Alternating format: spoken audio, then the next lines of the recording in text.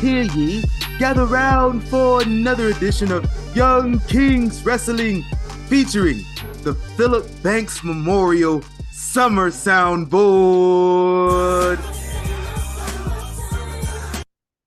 As always, I don't do that no more. Fucking it's first day of summer. Y'all know what the deal is. As always, we at the Nuckify Buckingham Palace. And as always, I am the Thespian TC Fontaine, aka TC Light, aka TCF Baby. Please say the baby. Joined by King Reek, House of Havoc, first of his name. Yes, sir, man. Yeah. Summertime officially here. Man, cooking. Las Vegas got that memo. God damn. They say, oh yeah, and then let's lock in. You know that GIF of LeBron game 6 before they faced Boston? Yeah. That was the Heat looking at the calendar. I was like, yeah, we almost at the 21st, my nigga. 110 degrees at 10 a.m. Kind of shit is this? Nigga. That's disrespectful. It's very disrespectful. Like, bro, I dead ass, like, I forget what day it was. It might have been Monday. And I get out the car and I go into work. And I was just like, yeah, fuck this. I'm not leaving this building all day. Like, sometimes I might, like, walk to the store. It's like a corner store, like, right by my job. So, like, I might walk down there and get me something to drink or something. Nah, I stay my ass inside all day. That's how it was. That's what it was, like Saturday. Man, I ain't never sweat that much on my job anywhere. Dude. Because we basically outdoors, you know what I'm saying? We got the cars go out the bays, you know what I'm saying? We keep them open in the summertime. Yeah. So by the time 7:30, 7 o'clock, it was already like a good 90. See, that's ridiculous. That is very ridiculous, man. Yeah. Shout out to Al Gore. Right. Because he told us. He told niggas at night. Everybody just like, you bullshitting. Nah, we see it. It's worse every year, brother. Mm-hmm. Like, with that being said, I'm about to turn this fan on right now. Like, I got mine. As soon as I started talking about it, it started getting hot. I was like, get out of here, man. Yeah, so shout out to the summertime. Can't wait for your ass to get gone and get ghosts and cool down a little bit around here. Because 110 ain't even the worst. If you ever been to Las Vegas in the summertime, yeah, we get about 120. Man, listen. All bad. It gets so hot that the lake, like, causes monsoons. It causes monsoons on the lake every summer. I believe it. Gets so hot that it cool down drastically at night, and then just the weather get all types of confused. And now we got Hawaii type weather in this motherfucker for like 20 minutes. Mm-hmm. Rainstorms around here last about 20 minutes, bro. Damn. Listen, it'll rain in Las Vegas. If you're not outside when it's raining, you can go outside like 20 minutes later. No idea that it rained. That's how this shit just evaporated. It's that hot around here. So, yeah. Shout out to the summertime, though. Hope y'all staying cool and hydrated. Get you some IV treatments if necessary. They expensive, but shit, they worth it. Yeah. If you can't afford IV treatments, man, make sure your electrolytes is good. Right. We don't need to hear about nobody passing out. It'd be summertime wrestling shows outside. So if y'all going to wrestling shows outside, there's some in Vegas for sure. But see, now I ain't been none. That's promoter malpractice to have wrestlers outside in the summertime. Like you better be getting them a good ass check. Yeah. No hot dogs and handshakes around here, man. Cut me off. Some good. Nah, real talk. Like, that's just nonsense. Y'all got to get your shit together. Big facts. So enough shooting on the weather. We got a new sponsor alert, man. Shout out to the new sponsors. Hold up. Let me get my joint right here. New sponsor alert.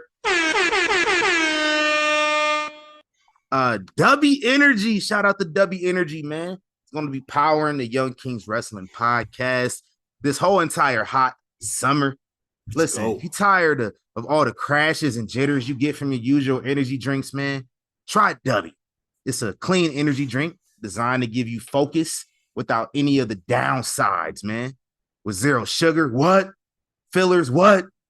Artificial dyes, what? Hidden ingredients, what? Mm-hmm. And of course, W got the unique custom-made flavors, which sets itself apart from the rest. Listeners of Young Kings Wrestling get 10% off with the code YK Wrestling at checkout, man. But listen, if you go to YKWrestling.com, where all of our links and platforms and everything at, got a special little treat for you from W, man. You might get a little bit more off your first order. Hey, okay. You have to go to our website to find out. I don't know. Facts. That's what I've heard. Make sure you subscribe to us on YouTube as well at YK Wrestling. More shout outs, man. Shout out to W. Shout out to, I don't know if I should shout this out or not, but I guess shout out to JJ Redick getting the Lakers head coaching job. I guess. Yo, I ain't even talked to you since that happened. I know, man. Damn. It's been nothing else notable happened in the NBA this week. But JJ Redick did get the head coaching job. Mm-hmm. Yeah. Nothing else happened this week. I mean, nothing else that we gonna talk about. Yeah. Nothing important. Listen, man.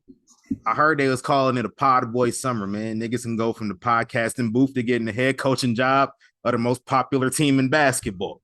Hey, man. Apparently. The sky's the limit for us. Listen. You got the people on TV saying it was a hatchet job from day one. Cause you had Braun out here. Soon as Darvin was on the hot seat, you had Braun out here doing a podcast, going over talking X's and O's. That right, talking film on the podcast when your coach getting ready to get fired. Like, that's crazy. Y'all know how LeBron operates, so like it shouldn't be no surprise to nobody. Some nasty work, do that. Bro. Yeah, man. Listen, we can do anything. So I if JJ Redick can get the head coaching job of the Lakers off of a podcast, I should be able to get somebody pinned off of our shit. Hey. Pod boy summer. I'm telling you right now. I was just thinking this, and I wasn't going to do it here, but damn it, I'm going to do it. I'm going to put on for us real quick. God damn it, keeping it 100. Fuck the humble. Put the humble aside. If you can't listen on a weekly basis and say we don't got one of the best wrestling pods you can find, you smoking. You smoking them rocks, bro. You smoking them rocks. Like, yeah. I don't feel like being humble this summer. I don't need to. Like, I'm just keeping it 100. We got one of the best shows out there. You know what I'm saying? I don't care what none of y'all say. You can't listen to this on a regular basis and tell me to say some of the best shit you heard wrestling wise out here. It's just a fact. It's just a fact. Hey, listen. I got a soundbite for that, man. Talk to me. Now listen. That's called motherfucking bars, nigga. You know nothing about that. Yes, sir. You don't. Yes, sir. Cause listen, I'll be on some fake humble stuff. I'm not gonna lie. When I see people gassing us up and they talk about how much they like our shit and how funny our show is, yeah, and just like how real the conversations are, I appreciate it. I don't really say thank y'all enough because like that shit be kind of gassing me up low key, but then I be trying to keep it G because it's like I will admit we need more of y'all to tap in, but it's enough people that's tapped in that know about the real. Oh, big facts. Like this is the only place that you get Jay-Z references almost every episode. Exactly. Verbatim. Like this is literally a guideline in my notes to try to sneak one Jay-Z reference into the episode. Yeah. I got one for y'all later on. This is truth, man. Why you think we tapped in? We connected to so many other dope content creators. You know what I'm saying? Like, y'all know who we be with. Why you think we with them all the time? Like, it's like dope motherfuckers recognize dope motherfuckers. You know what I mean? Yeah, man. I'm gonna see y'all out here in Vegas next year for WrestleMania. Big facts. It's another obligatory guideline on this show. We got to talk about Mania every week. Yeah, I will see y'all out here, and we can get it together, man. Get it cracking. Shout out to the network. I was just thinking that the other day too, like my personal network and my content creation network is kind of underrated. I underrate my network. I ain't gonna tell y'all who all in my network, but I underrated a little bit because I'm just like I got connections like in a bunch of places I ain't even think of. I'll tell you, man. It's like it don't even dawn on you because we just be in this shit so much on a regular that it's like you don't step back and just look at the whole picture. Like, damn. Big facts, man. Now we go pat ourselves on the back like DIY. Yes, sir. Real quick. You had to do that, man. Let me get back to these shout outs real quick though. Shout out to my boy Devin Haney. Got his 0 bet this year, this past week. Yeah, man. Your boy Ryan got suspended for a year. He trying to say he retired. Fuck out of here. I want them to stop talking about that cheater. Like, stop interviewing him. Stop covering him with just the shit he do. I done seen too many videos about this nigga's weekend on my timeline. This motherfucker is playing poker with Jimmy Butler and Namor. Jimmy Butler sitting right next to this nigga looking so annoyed. I'm like, this is how he felt in Minnesota. If you know, man. You know about that. Then I seen this dude was doing stand-up comedy, attempting to do stand-up comedy at the Laugh Factory, none less. Oh, no. That's just egregious. Are you doing this at where actual legitimate comedians go to work out their material? And you taking time from actual legitimate comedians, start bombing on stage. And then when you bombing, you start shadow boxing to try to distract from the whole thing. Bro, one of two things happened at the Laugh Factory. Either the start of a huge comedic career or some viral moments that you want to get scrubbed from the internet. That's the only two things that happened at the Laugh Factory. Facts. This dude just got arrested like a week ago, 2 weeks ago. I think so. It was last week. Yeah, it was. I know it was this month. For vandalism. Vandalizing his hotel room. He going out sad. He going out real sad. Crashing. I wish they would stop talking about him. Let him crash out in peace. All right? Stop giving cheaters so much attention. I'm just saying. Damn shame. That's my whole thing. And then shout out to the Black Wrestling Podcast. Dropped the annual BRP 50, the 6th annual. I know who wasn't on there. Hey, 51 and 52. We know that. Which is I'm funny. not going to go. Which is funny because they both got world titles. Yeah, that's the funny part. They would have been like top 5 just off of that alone. Off GP. But hey, tough break, nigga. Exactly. Tough break, African American. Tough break, African American and African. That's what. Yep. I'm not gonna go through the whole list, but I'm gonna talk about the top 5. Starting from number 5, Naomi, Trick Williams, Willow Nightingale, Bianca Belair, and Carmelo Hayes. Woo! Not mad at it. Okay. I'm not mad at it. The eligibility period was May 2023 until May 2024. Okay. So that makes sense. That Trick Williams would be in the top 5. Personally, I would have put him up a little higher, but Bianca, I'm not mad at. I probably would have swapped Bianca and Trick. Yeah, and then it would have been solid. Willow's perfect place. I think Trick should be number 2. Iron Survivor back in December just won the NXT Championship. Yep. During I think it had to have been during the eligibility period. Melo was NXT champ for like most of the early part of the eligibility period, like the first quarter. Yeah. He was NXT champ, so I understand him being number 1.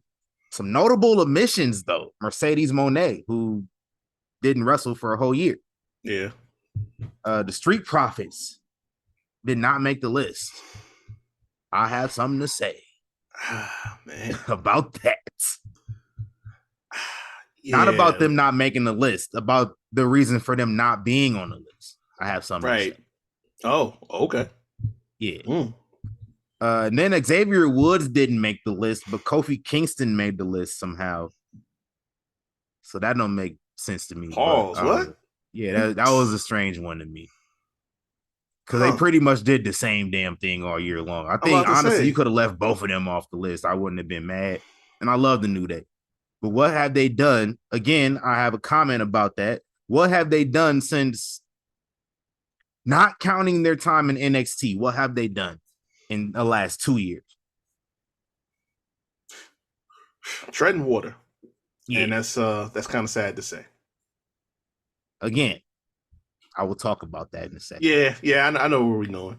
Yeah, but shout out to the Black. It's Wrestling like what more can they do? You know what I'm saying? That the thing was like, unfortunately, Big E was the guy that was getting his turn, and in the midst of that, tragedy struck. But listen, as a tag team, there's nothing more for them to do. I mean, you got God in here now, so I mean, if you ever decide to go down that path, yeah. But it's like you're limited.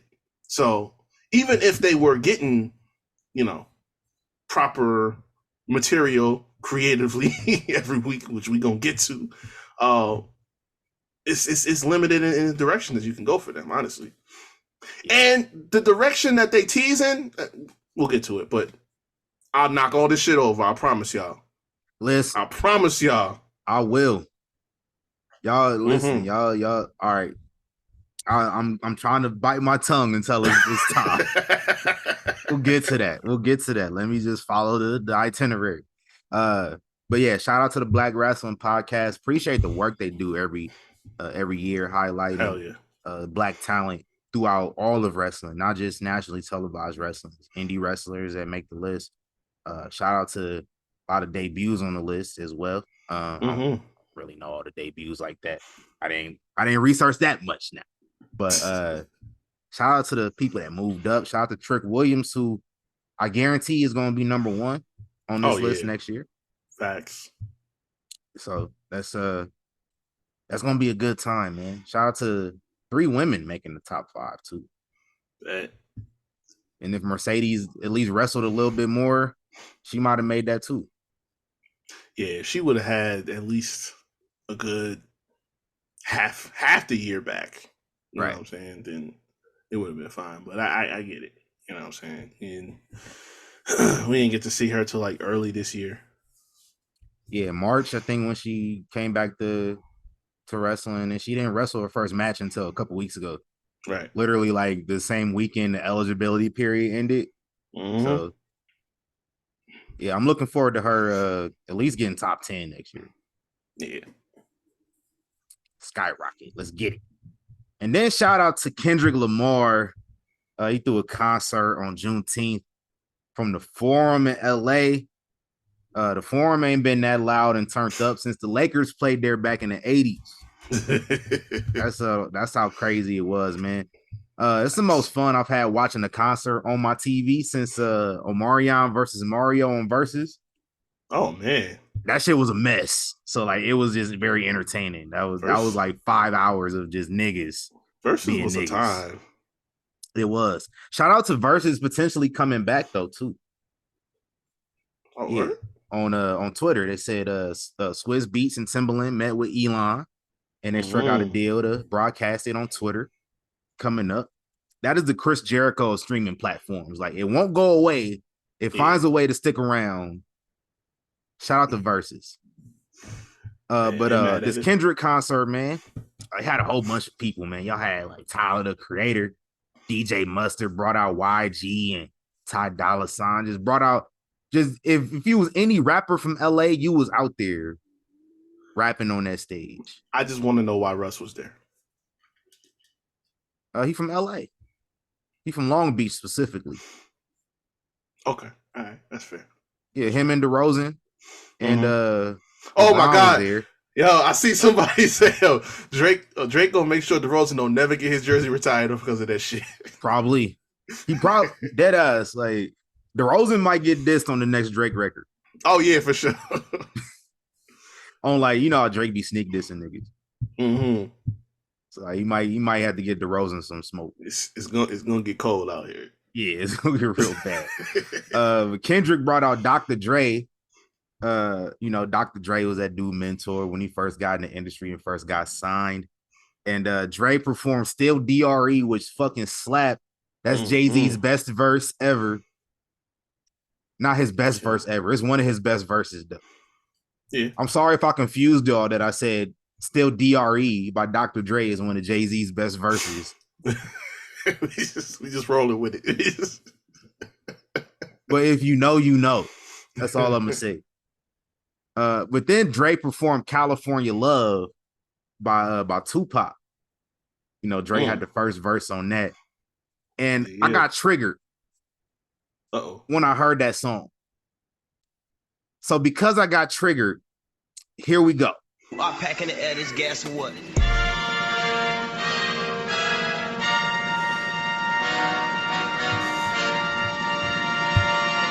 peasants, you peasants. Because I got triggered and then I started thinking, I don't think I appropriately penalized this individual for this last year. So I'm going to give a retro peasant of the week to the WWE champion, Cody Rhodes. Bring that ass here, boy. Y'all remember the night before WrestleMania 39 in LA? Uh-huh. And Cody Rhodes just broke out rapping Tupac verse from California Love. Yeah. He got real deep into it too, though. Mm-hmm. Like, he didn't just say a couple lines. This nigga did half the verse. Talked about hoochies and everything. That's why his ass lost that Mania. He pretty much ruined California Love for me, because every time I hear the song, I think about that verse, bro. Damn. I think about that moment. You ruined a classic song for me, Cody Rhodes, just by doing Cody Rhodes shit for no reason. Nobody asked you to do that. Damn. I didn't think it was that bad. Shit. Yeah, man. At first, it was kind of funny, haha. But then I realized how corny it was. See, that's why he ain't inviting him to his cookout. Yeah, listen, Cody Rhodes ever tried to show up to my cookout, and Cody Rhodes the type of nigga to show up to the cookout with a bunch of meats. Show up with burgers already pre-made. All you gotta do is throw them on the grill. They're already seasoned. Oh, man. You think Cody seasoned his burgers? Oh, yeah, for sure. You think so? You can't. Now he probably do. I'm about to say, like, I want to say 10 years ago, you can't marry into a black family and not, you know, be on your shit. You know what I'm saying? 10 years ago, he probably. Nah, listen, I feel you, Dusty, son. You got to season your burgers, though. That too. Like Dusty from down there, you know what I'm saying? Yeah. You know, he learned a thing or two, so he was with it. With that being said, Cody the type of nigga to show up to your cookout uninvited, bringing stuff to the point where you kind of got to accept him because he brought a whole bunch of shit. Like, we can't, we run out of materials, man. He came in clutch. Yeah, you got to let him in. Yeah, man. He like the dinner party episode of The Office when Dwight wasn't invited, but Dwight still showed up with wine glasses. That's Cody Rhodes. Hey, I believe it. I believe that's him. That's him. No offense to nobody. I don't hate no wrestlers. I'm gonna tell y'all that right now.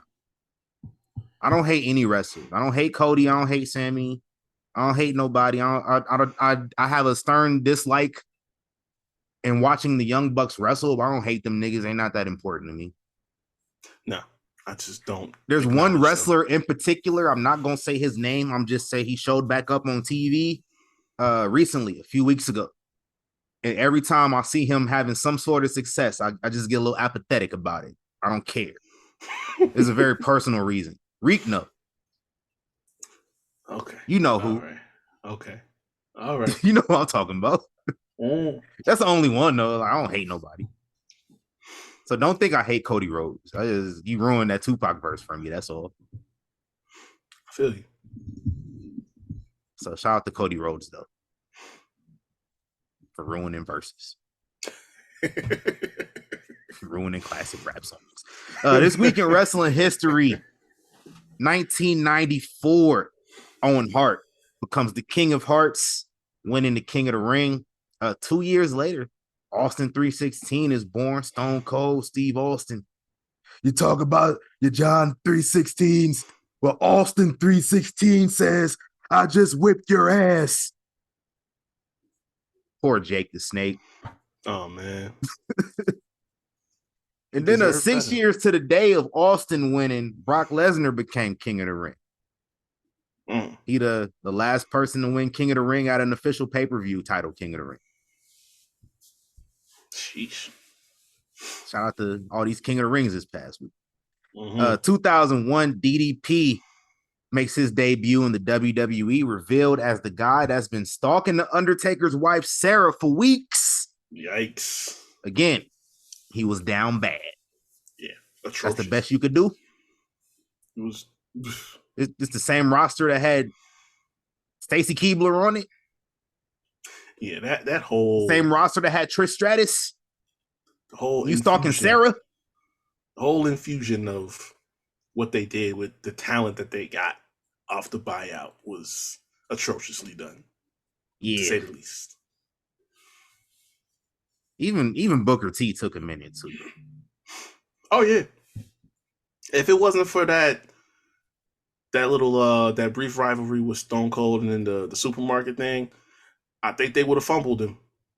They would have fumbled him pretty bad. That's a conversation we can have one day.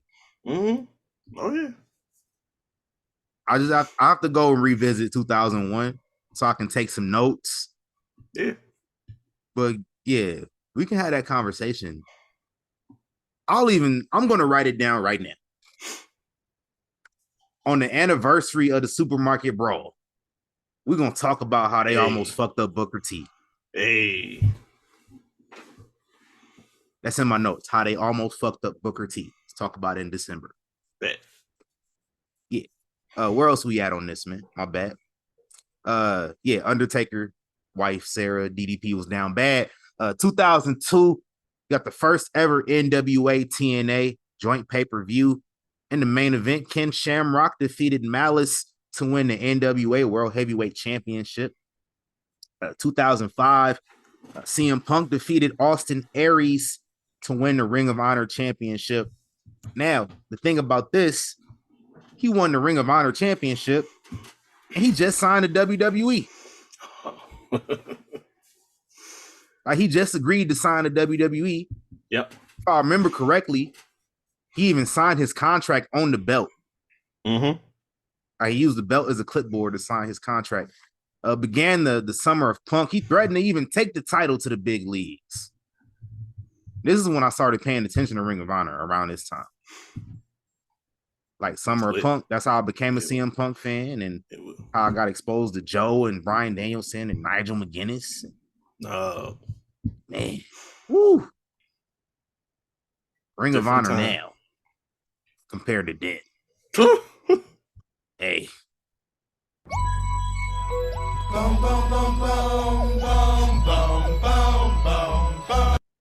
Something to be said about that Booker. In a row. Yeah. Not the 3-time Booker of the year, but listen. For the third week in a row, I just got to say it. In the words of Clay Davis. I mean, this is some shameful shit. Can't believe what happened to Ring of Honor, man. That's what happens when you take away authenticity. Yeah, man. Like, you know how they say, you know what I'm saying, in those memes and shit like that, like, you go to New York, you get the real, nasty water looking hot dogs and shit like that, but they slap, you know what I'm saying? It's different when you start taking them out, you know what I'm saying, dressing them up all nice and putting them in the, like, that takes away, you know what I'm saying? It takes away the flavor, you know what I'm saying? So when you take what Ring of Honor was, it wasn't sexy, but you had people down there that was putting on bangers, you know what I'm saying, creating, I don't want to say a cult following, but like a real legit solid following and the fan base. And then you take it and try to make your Voltron over in the AEW, New Japan, fucking Megaverse over there. Now it just becomes just another wrestling show that you slap the name on and say, okay, on top of the other 2 shows that we tape, we're gonna tape this too, and there's your weekly dose of Ring of Honor. Like, It was bound to happen. It was bound to happen. Yeah. You know that Malcolm X quote about coffee? Mm-hmm. He's like, you got some coffee that's too black. It means it's strong. So you integrate it with cream, white. And you make it weak. You pour too much cream in it, you won't even taste the coffee. It used to be hot. And now the coffee cold. Yep. And now the coffee ain't weak. I mean, the coffee ain't strong no more. It's weak. Exactly. That's Ring of Honor. I just compared Ring of Honor to a Malcolm X quote. That's what you get on Young Kings Wrestling. Yeah, man. See what I'm saying? You can't make this shit up. You can't make this shit up, and you can only hear this shit here. Yeah. Big fact. It's just the truth. Where else we at with it, man? Shout out to old school Ring of Honor. 2005, also in 2005, we I don't know, you on this part yet with Edge and Lita's wedding? Oh, what was it? Not yet. Okay. Like another week. Yeah, this happens this week in 2005. Kane interrupted. They didn't get him married officially. They never attempted another wedding. Nope. Because they said, yo, wrestling weddings is fucked up. We good. We can just, do our thing. Kane was wilding this time, though. Well, when was Kane? From 2003 to 2000, probably like fall 2005. When was Kane not wild? I mean, listen, the man Tombstone the Priest. This man, Tombstone the Priest, Tombstone the CEO of the company on the ramp. Yep. Set the play-by-play announcer on fire. Mm-hmm. The CEO's son, her only son, set his balls and electrocuted them motherfuckers. Yep. This nigga coerced one of the women backstage in the locker room, got her pregnant. Yeah. Nobody saw nothing wrong about that neither. Yeah, some dark shit. Was tripping. You had I mean, basically implied rape and abortion. Not abortion, miscarriage take place all within the span of weeks. Listen, that's why I said he coerced her and got her pregnant. I was sugarcoating it a little bit, but yeah, implied rape is really what happened. And then miscarriage, all in the span of not even a month. It just right on by. Yeah. Yeah, that nigga was wild. Yeah, man. Yo, listen, fuck it. I'm gonna go and say the joke that just came to my head. We know Kane all about that miscarriage and abortion. Oh, man. I actually fucked the joke up because apparently he not about that. Oh, man. He not for it all of a sudden. Yeah. But that's Glenn Jacobs. That's the mayor. Yeah. Yeah, it's two different people, they said. Two different people. So when he put that mask on, he got a different tune. Bruh. No, he ain't had a mask on when he was doing none of this shit. Nah, you're right. Buddy was different. He was tripping. What's good with bro? Yeah, man. Wow. That's another conversation about Kane wilding too. Because bro was tripping. Let's fast forward. 2007, Slammiversary, TNA Slammiversary. Kurt Angle defeated Samoa Joe, AJ Styles, Christian Cage, and Chris Harris. Fuck he was doing there. In the King of the Mountain match to win the vacant TNA championship, which is Kurt's second TNA championship reign. 2007. Also in 2007, actually today in 2007, RIP to Nancy Toffoloni and Daniel Benoit. That happened this week. Oh, man. Damn. Yeah, I'm 17 sitting up years there ago, man. I see the days and I'm like, oh, didn't even hit me. Yeah. So yeah, that happened this week. Crazy shit, man. Yeah. Y'all know that story. We don't have to just say RIP to them, man. We'll say we already know. Very unfortunate. And I was watching the Sandman Dark Side of the Ring, and he talked about like when Nancy was managing him, he talked about like how just smart Nancy was to the business. Like there's little things that she was telling him to do just to like enhance his character. Yep. And I've said this before, I think it's very unfortunate that we can't celebrate Nancy Right. because of what happened to her. She was a victim, and we can't even celebrate her because of the circumstances surrounding her. Yeah, man. Because you just draw attention to that whole situation if you were to just try to celebrate her. And I just think that's fucked up. That's the worst part about it, honestly. Yeah. Like, she didn't do anything wrong in the situation for her to be erased. Right. That's fucked up. It's the same thing with his son. Yeah. When they did the doc on him, and they finally got him and heard his side of how they just completely just backed off of him. Like, at the end of the day, the man lost his father, his stepmother, and his little brother. Mm-hmm. And he got to deal with that. And y'all just said, nah, because of what that scenario did, because we know it almost destroyed wrestling as we know it. But now let's just stay away from you, the innocent child who was victimless in this. Well, really victimized by this, but right. Let's just treat you like poison because you have the same last name. Like, that's dark. And we don't even know how he's treated by Nancy's family either. Mm-hmm. Like, some shit like that. His family Nancy's family probably just like the fact that he got the same last name and look like him. They probably don't want to fuck with him off of that. And that's fucked up too. Outside of Sandra. Yeah, outside of Sandra. Like, she's cool. They cool, but yeah, no, that's true. Yeah. This is an unfortunate situation that I really hate that it happened. I really do. I was watching, I'm going to talk about what I was watching earlier. I was watching something with that dude in it.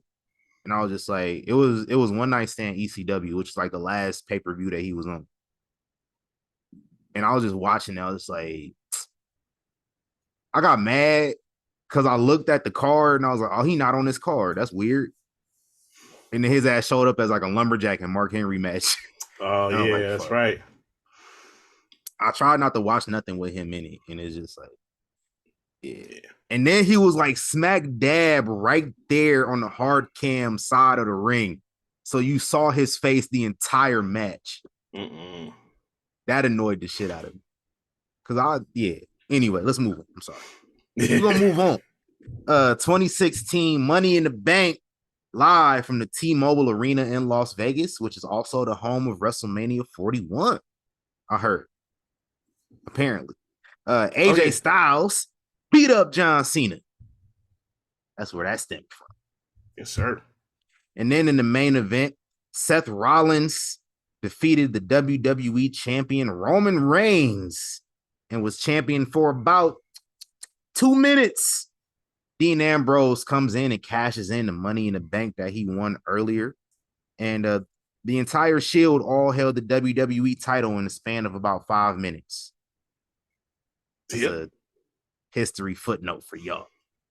Happy birthday this past week to murder grandpa Minoru Suzuki. Bruiser Brody would have turned 78. Shout out to Big Vito. Happy birthday to him. Happy birthday to Don West and John Tenta, a.k.a. Earthquake. Both of them would have turned 61. Naito, happy birthday to him. Happy birthday to Coco Beware, Jessica McKay, formerly known as Billy Kay, and Brandy Rhodes. Happy birthday this past week to y'all. Hey, I meant to mention this like 2 weeks ago. You see Brandy, how she be tweeting during some of these shows? Yeah. She be talking some shit. She be talking some shit. She talking crazy. She be talking like me. Right. Like, what's going on? No, when The Rock beat up Cody in Chicago, like whooped his ass, she was on there talking crazy. Yeah. I was like, oh shit, Rock, it's open mic night. It is. Yeah. Shout out to Brandy. It's crazy. Facts. I wouldn't have shouted out Brandy like 3 years ago. Flash cam, man. The flash cam. Yeah, that's all. Listen, that's all we needed. That's all we needed. We good now. We Gucci. Hey, where we at on this royal address, man? Yeah, I got just a couple things, and I'm gonna pass it off to you. First and foremost, I'm devastated. Devastated twice in the same situation. Kayla's leaving. Kayla Braxton. But before we even got there, Kayla ain't single no more. She made that very clear. Who can't fight?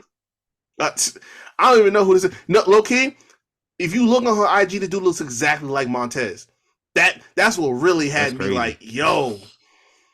And everybody said the same thing, like, yo, he is like spitting image of Montez. But yeah, like, cause he was on vacation, or whatever, and I seen the picture. Hey, Timu like, Montez 4 can't fight. Like, hey, yo, it's looking real close.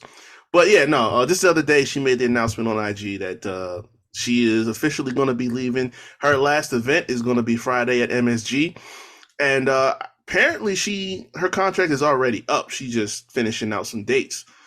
So she said, "Let me work the garden one more time." Yeah. She's closing it out next week. Doesn't really say what she's doing, but she's just going on to the next phase of life, whatever that may be. Best wishes to her. You know what I'm saying? I'm kind of bummed. I ain't gonna lie to you. You know what I'm saying? I was, especially during 2020 when Talking Smack came back and they started the bump and everything. Like she was mixed in. She was really like part of the team for real. So, shout out to her though. For about a year now, I knew she was gonna leave when her contract was up, because like for about a year she just been coasting. Like black people always be coasting when they about to leave a job. That's true. That's true too. So that's how I knew.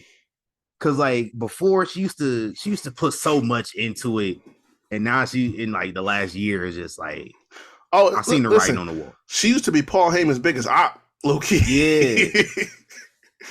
So once that stopped, it's like, okay, all right, now we kind of taking like our foot off the gas. She ain't even been on her P's and Q's, man. Like wrestlers be backstage, be like trying to feed her stuff to bounce off of, and she just like, oh, the ball just went out of bounds. Yeah, like, man. Best of luck on her future endeavors, though, man. Like, we might see her get a big job, ESPN or something. Yeah. I mean, that's listen, where they all go. Just don't turn into Charlie now. Yeah. Oh, oof, man. Let me tell you something. Like, I know it's part of the gimmick on TV and stuff like that, but I be looking at Charlie sometimes like, yo, you didn't have to do this. You didn't have to do this for that money. Like, it wasn't. Hey, what's that scene from The Best Man? You need some money. Yeah, man. Like it's when there's certain things that you want to be like tweeting out that you get just sitting on your mind so much. Now you get to get on TV and scream it out. Like that's when you go a little bit too far. Yeah, you know what I mean. But anyway, getting back on topic here. Speaking of Friday SmackDown, obviously Jacob Fatu pulled up to complete the checkmate in the new bloodline because he knows it's about to get wild out here. But apparently he had already been signed. We speculated from the time that Thomas showed up that Jacob would be on the way. He had been signed for months, apparently. Yeah, they said he signed around WrestleMania. Yeah, he was backstage at Mania. WrestleMania. They was like he signed. He was telling people he signed already. Yeah, he was backstage around Mania weekend, so he had been signed for a while. But then we seen the youngest of the group, Zilla, getting on IG talking about "I see you soon." So, in the words DJ Cody Khaled Rhodes, once again. Cody Rhodes doing the Chappelle show. There's more. Yo, I'll tell you, bro. Cody Rhodes like, guys, another one of these niggas. Hey, Cody fighting nigga too. Hey, Cody fighting for his life for real. They said he was selling the injury on house shows after what he had got from Jacob on SmackDown. Hey. So it's real now. Facts. I want to talk more about that later. Yeah. I got some more stuff on that in my notes. Facts. Hey, so I read this just the other day. Apparently, this year coming up is the first time Nia Jax's competing at SummerSlam. Yeah. How did that happen? Like I remember this specifically because I was mad she wasn't on the SummerSlam we went to. Yeah. Like, what the hell happened with that? I wanted to see Nia Jax. Cause I know she was on main roster from like mid to late 2016. So any one of those for the next 4 straight years could have happened, no problem. Right. And I don't think she was injured for any of them except like maybe one of them. Because she was women's champion in 18, like right Right. before SummerSlam, and then Alexa cashed in. Right. She wasn't even on SummerSlam. That was actually real odd. Yeah. It was the very next show. Like you could have had her in there somehow. Doing something. Because let me go refresh my memory a little bit. Because they just ran back Ronda and Alexa. Yeah. And Ronda got the belt right back. Right. Just doing shit. Vince, nigga just be doing shit. Yeah. He had to have Ronda getting her moment. But it's okay, because she queen now, and her first appearance is going to be a title match. So I'm cool with that. And we need it to be a win, too. Oh, facts. Listen. I already talked about, this whole thing with Bayley, and listen, you go where the iron is hot. And it ain't getting no hotter right now. Nah. Then so NXT is moving to CW Network in a couple months. But apparently, and October 1st is the first episode that's going to be on CW. But apparently they're going to move out of the PC for this. I don't know if it's going to be a regular thing that they're on the road. But now the PC is probably going to be, at least as far as the debut episode, is they're going to go to a major arena, broadcast from there, and then we'll see where it goes from that point. Okay. Yeah, we're moving out here. I can come back to Vegas. Yeah, man. Just not the Apex. Not the Apex. Because it was tight. It was really tight up in there, which I expected. Yeah, I heard Booker T wasn't fucking with it. Hey, a lot of people came out and said, like, yo, this a lot of wrestlers wasn't fucking with it either. Yeah, this was not it. Like, they couldn't get their spacing right. It was too, like, they had to, like, really get a little bit more, reserved about the shit that they were doing, because it's like, I can't feel comfortable enough with this shit. Which, again, Apex was never that big to begin with, so I get, the idea, the marketing behind it, but once you get off paper and start making shit happen, it's a little crazy. Mm-hmm. And then my favorite thing that I heard this week. So the Observer $15. Don't do that, bro. Don't do that. Can we give peasant to the government? Is that something we could do? Of course. Like, packing the air, this gas what?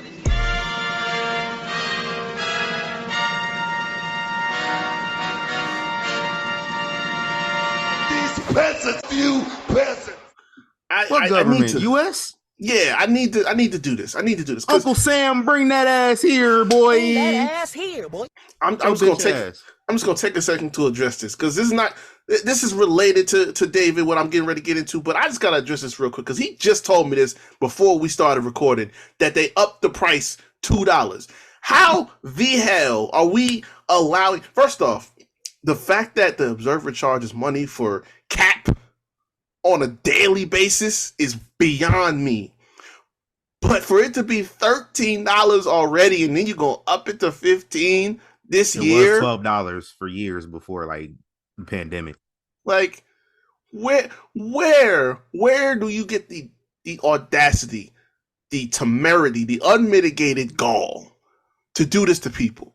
And this is where I say the government needs to step in, because listen, y'all got all the energy for tightening up people's budgets in here, and we can't spend this, and we can't spend that. What you are watching this man take money from hardworking Americans for lies, flat out lies, rumors, and speculation. He is robbing the American people of their money for lies and speculation, and y'all ain't doing a damn thing about it. I'm ashamed. I'm not paying taxes this year. But anyway. Dog. Like, dog, do you know how funny it is? This nigga gave U.S. government Peasant of the Week for Dave Meltzer's operations, bro. I gotta do it. This somebody gotta put a stop to this. So I'm gonna find a way. Oh my God. And since listen, I know the government's listening. You know what I'm saying? Y'all tap into everything. Oh You know yeah, what I'm I saying? hear everything I'm saying from my phone right now. Exactly. So at least then, if I put it out there in the atmosphere, something might happen. You know what I'm saying? He might get hit with some sanctions. I don't know. Something got to be done. This is ridiculous. But anyway, the reason we are even talking about Seltzer and his Seltzerverse at this point, because a rumor got started, and I believe it was Conrad Thompson first. It talked about Shane McMahon allegedly putting out feelers to people in AEW about potentially jumping on board. Apparently, he had spoken to wrestlers and executives and this, that, and the third, and it spiraled into a story all week long.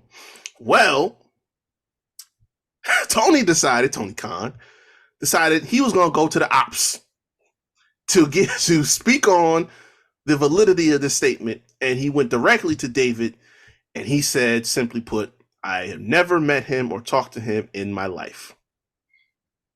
The only conversation that supposedly David put out there was that he spoke to an ex-WWE talent that's in AEW, and it wasn't a pitch to get in. It was just two people chopping it up, catching up on shit. So that was fun. But realistically, I don't see Shane going anywhere near wrestling for the foreseeable future unless he pops up in WWE again. Y'all thought y'all was gonna get a simulcast Nitro situation on your hands again, and y'all really fanned the flames of this all week long. And unless Tony Khan is flat out lying through his teeth to try and get a pop when it will be significant for him, there's no fire to the smoke at all. Yeah, I mean, dude, he do be lying. Yeah, that's what I'm saying. Like everything I just said can be nullified if he just is trying to be like, all right, look, we got to be as low key about this as possible and just snap it on people out of nowhere, which, I mean, would be shocking because he can't hold water. Mm-hmm. But if this would be the one, if there was ever a time, this might be it. So I don't know. But according to his own mouth, there's nothing to this. Nah. Shane, do what you doing. Keep doing what you do. I don't know what Shane doing nowadays, but I know he got investments in a bunch of other companies. Oh yeah, he got businesses. He be rolling. Yeah, he Gucci. He good. Shout out to Shane. What else we got? I'm gonna let you take this one because this is something that we has talked about before. Oh, I'm not gonna do that one just yet. Okay, all right. Real quick, let me take the ball on this one. Go ahead. Let's talk about these talent exchanges, man. Y'all know WWE, they working with a lot of people nowadays. Oh, facts. Like Shinsuke got to do something in Japan about a year ago. Where the fuck Shinsuke been at? That's a good question. Hold on. Boy been chilling. Shinsuke Nakamura. What happened to that boy? Anyway, he on one of his surfboard vacations? Probably. Shit, I forgot all about his ass. Right. So I said his name. I was like, where he been at? Shinsuke did something in Japan about a year ago. In Triple H, he brought in Jushin Thunder Liger on the first ever TakeOver Brooklyn back in 2015. This is one and only WWE match in his career. So like Triple H is open to working with other people. Like Vince was too, but just not on a major scale. Like if it didn't benefit him, right, he wasn't really gonna do it. But Triple H, like he a little bit more open to doing stuff. And I'm gonna give Triple H props because I'm about to tear into him. But yeah, it's not. You got Io Sky is gonna be challenging in Marigold, which is the former dude that was running Stardom.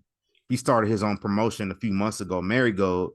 She's gonna be challenging Utami Hayashishita, if I said that right, on July 13th. And also on July 13th, AJ Styles is going to be challenging Naomichi Marufuji in Pro Wrestling Noah. Cody Rhodes sent his ass back to Japan. Sit your ass back where you came from, nigga. That's crazy. That's nuts. But then, we still got this NXT TNA situation going on, and got some more TNA talent popped up.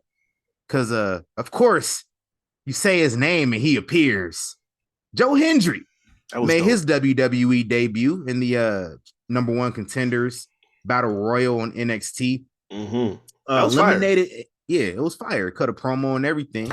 Got him. Was the only dude that got an entrance in the match too. Mm-hmm.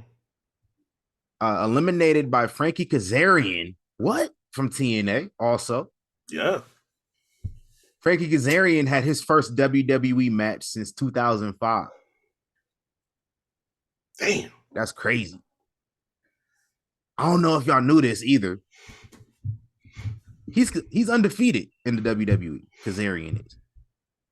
Never been pinned. Yeah. I'll be damned.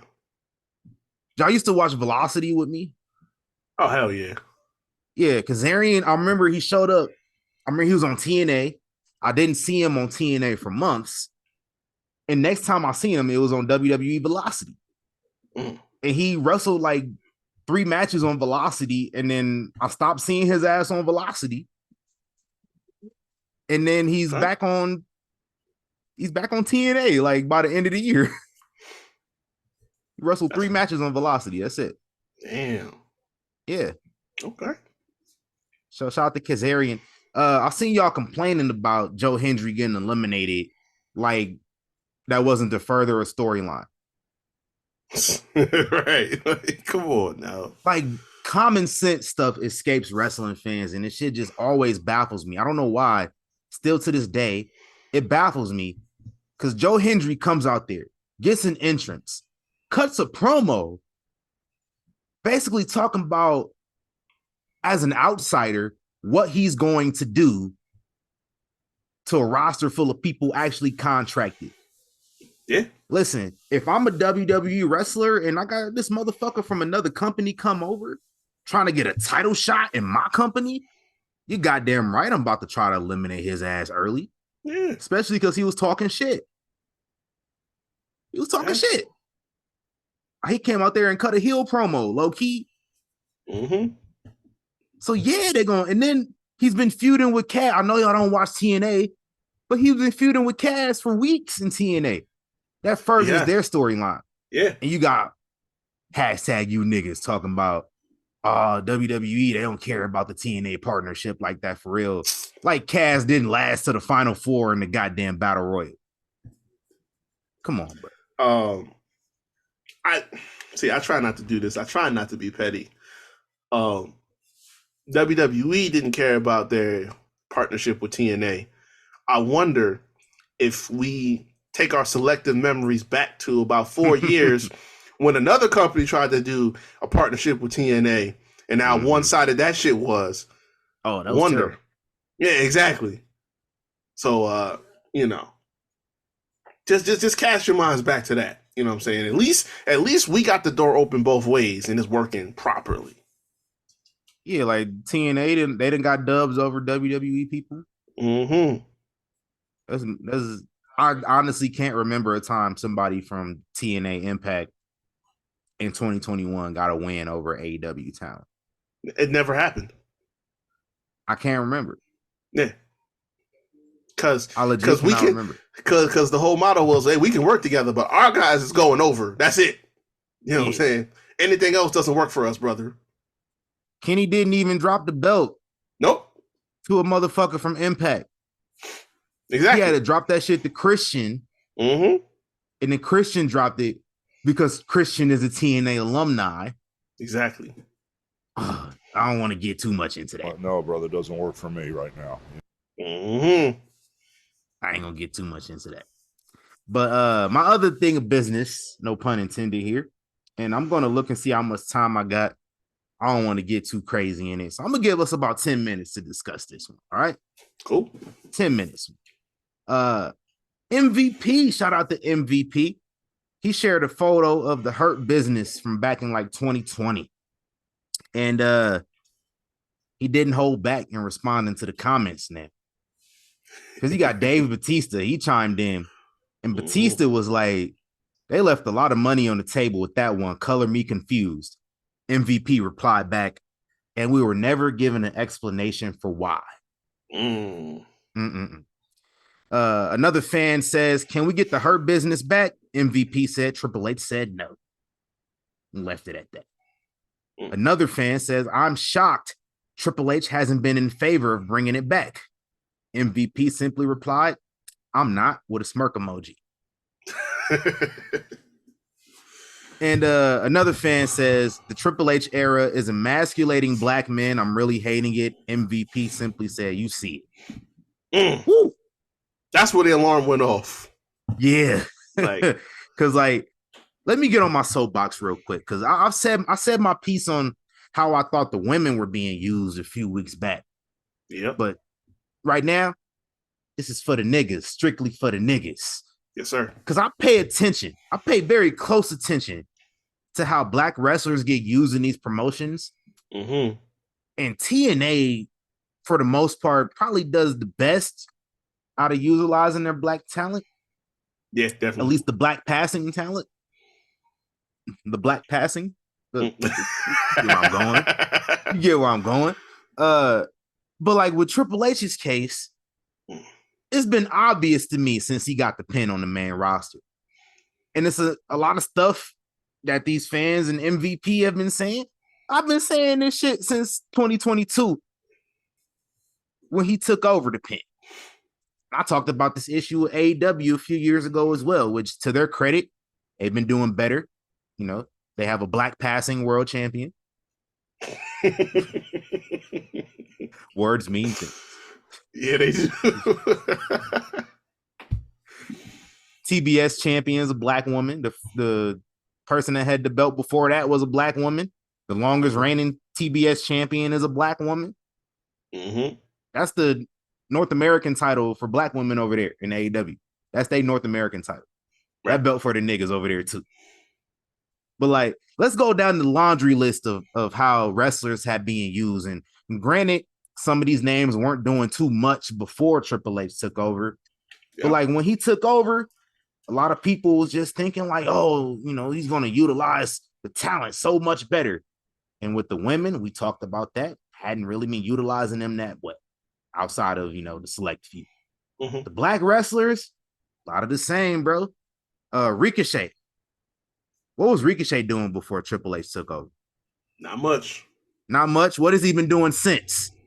Not much. He's been doing a bunch of nothing. By nothing, I mean losing. Yeah. Before he got ridden off a few weeks ago. Yeah, he had the speed championship and everything, but we didn't see that belt on TV because contractually, they can't have it on TV. And realistically, the speed title was nothing more than the Diet Cruiserweight title. If we really gonna be 100, nah, I ain't gonna say that because all it was I just seen Dijak in a speed match like a couple weeks ago. But not from the sense of like speed matches. Not from the sense of like the stature and shit like that. But like Cruiserweights was all about fast, quick action. Like we watched Velocity. A lot of Cruiserweight action was taking place on Velocity, and it was all about quick, you know, fast content and action, right? So speed is what, 5 minutes or less. That's all. 3 minutes, even better. You know what I'm saying? Matches are 5 minutes. So yeah.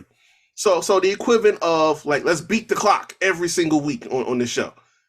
And Ricochet obviously naturally was the easiest first champion you could have, but that's it.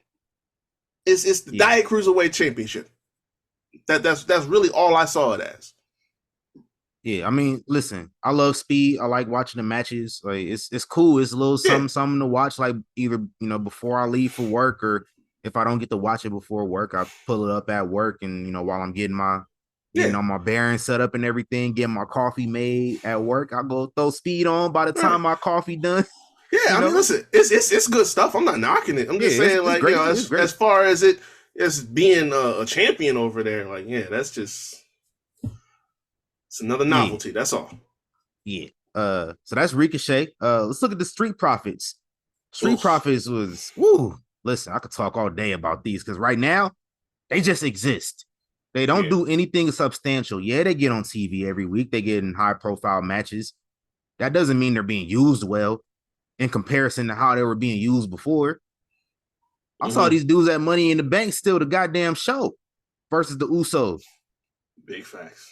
What have they done since then? Triple H took over like a few weeks after that. Yep. Actually, I think he took over before that. They haven't done really much anything since. Just off and on, whatever the hell they doing with Bobby Lashley. And Lashley Speaking of been on Bobby TV? Lashley, Where is he? like, what has Bobby Lashley done substantial since Triple H took over? Nothing. Not a damn thing. Put him with the Street Profits. They've been together for a year now, like a full calendar year now, Mm-hmm. and they haven't done a goddamn thing. They teased turning heel. Nobody wanted to boo him, so they just turned back face with no explanation. Right. And then they stopped being used. I mean, yeah, they got a WrestleMania moment that just like was fucking lazily built up. It really nobody was. cared about that. It was a Mania moment by default. Yeah. But how did Lashley fall so far from being where he was? Vince had him booked as champion twice in the span of 2 years. Vince McMahon has always known how to book Bobby Lashley from the moment he came in. He wanted to put big gold on him all the way back in 2005. Right. Bobby Lashley was a King of the Ring finalist. Yeah. His first year. Mm-hmm. He was challenging for the World Championship, yep. the ECW Championship, back when it actually still mattered. Mm-hmm. Like, I think Bobby Lashley is the only ECW champion from that era that a Rumble winner was seriously considering facing. Yeah. Like, that's how Bobby Lashley was presented back then. And then in the last 2 years, I haven't seen really much of that for him. Like, you had the World Heavyweight Tournament last year. Dude loses to AJ Styles clean and then disappears for like 3 months. Right. Hasn't done a goddamn thing since he came back last summer. We did entirely too much work on the almighty gimmick and presenting him as that threat to let it trail off to where he just, the friendly neighborhood Bobby Lashley. Like that. That's atrocious. That again, Booker malpractice, promoter malpractice. This is going to be a way longer conversation than 10 minutes. Sorry. It's okay. It's okay. Yeah, it need to happen. It need to happen. Let's talk about the next person on my list, the New Day. Mm-hmm. Said earlier, what have they done since outside of their time in NXT? What have they done since? And again, kind of been jumping the shark with them. So yeah, you're trying to do something with them now. Yeah. By teasing them breaking up. That's bullshit. I promise y'all I'll knock this shit over. I will knock all this shit over. I will right now book a rental and drive my ass to Stanford if I have to. Mm-hmm. And I will stand as far away as legally possible from the building and politic. Get the picket signs. Yeah. Odyssey Jones got drafted twice, 2 years in a row. Oh my God. Hasn't been on TV yet. The thing that bothers me the most is the fact that so many of these guys came up through Triple H's NXT and getting this treatment now. That's the thing that's blowing my mind. Yes. Like, I don't want to say, even Odyssey Jones towards the tail end. So it's like, how did we get to a point where we knew all the right ways to book these guys there then, but now that you have the pen in your hand, I think Odyssey might have been with Sean, but it was Triple H had his health issue around that time he came. Yeah, it was right at that cutoff point. Yeah, but it's like, what happened in between? It's like you have more real estate to use them in. Mm-hmm. You know what I'm saying? All these hours worth of TV, and you can't find none. And when you find time for them, what is significantly happening for the Final Testament? Oh, and DIY and Bronson Reed, which like I've come around to Bronson, but he don't do a goddamn thing either. But he not part of this conversation right now, so I'm not going to spend that much time with him. No. My point is, a lot of people don't do anything around here, not just black wrestlers, but the black wrestlers stick out to me as a black wrestling fan. Right. Omos got taken off of TV. Oh. Omos has been in 1, 2, 3 matches since SummerSlam of last year. and they're all battle royals. Mm-hmm. There's the SummerSlam battle royal. There was the Dre, and then the Rumble. That's all he's done. And once again, before the regime change, we had built him in a manner of which, you know, the big men like that in stature haven't properly been built in a while. At least not to the point that they could wrestle well. Like you had Khali and them that, you know, they couldn't really move. Omos can move, and they was booking him, you know, to be that monster guy. So what happened? Yeah, what happened in that quick transition period that now he can't even get booked on TV? We didn't see him since the Rumble. It was 6 months ago. The Dre. Yeah. Right before Mania. And even that didn't last long. So it's like you couldn't at least give him a post-Mania angle. Let him jump somebody. Let him jump Sammy. You know, like yeah, why he can't challenge for the Intercontinental title on like an episode of Raw? That's what I'm saying. That's something that you could run with. A surprise appearance, like anything. Yeah. And then like Cedric and Ashanti, what has he done with them? He teased them doing a partnership. I think they've teamed maybe once or twice on Main Event. And niggas ain't watching Main Event, they not seeing it. This brings me back to, again, Hit Row started in Triple H's NXT, right? You had Swerve. Swerve was already doing decent by himself. But then they presented this concept of this group, and they brought it out, and it was killing in NXT. So naturally, when Triple H was just starting to make that transition, they said, okay, we're going to bring it to SmackDown and let them run. Swerve had already left, but you still had the core group intact. So I'm like, okay, cool. Francis gone. B-Fab is mixed into whatever they're doing with this Street Profits, Bobby Lashley shit. We barely see her. We also forgot they got let go, and then Triple H ended up bringing them back. Exactly. So it's like not do nothing with them. Right. So now that he takes full control and Vince is gone completely, now it's like, okay, we can do it the way he want to do it. Nah. Ashanti got banished off the island. Now he's in this partnership with Sad, which we haven't even seen on TV yet. So it's like, what was the point of making all this backstage stuff to put them together if we're not going to put them on TV? And then, like I said, B-Fab is not even she can wrestle, but she's stuck in this thing with them and not getting featured much at all. Francis is gone. He's doing TNA now. It's like, what is changing from the time you in NXT booking these guys to now in Raw and SmackDown? Because Shawn know how to book his black wrestlers. We don't got a problem there. So what's the problem here? The only person who's consistently getting good booking is Bianca and Jade now too. So is it? That's another point I had in a second, but we jumping the gun. My bad. No, we good because you're right.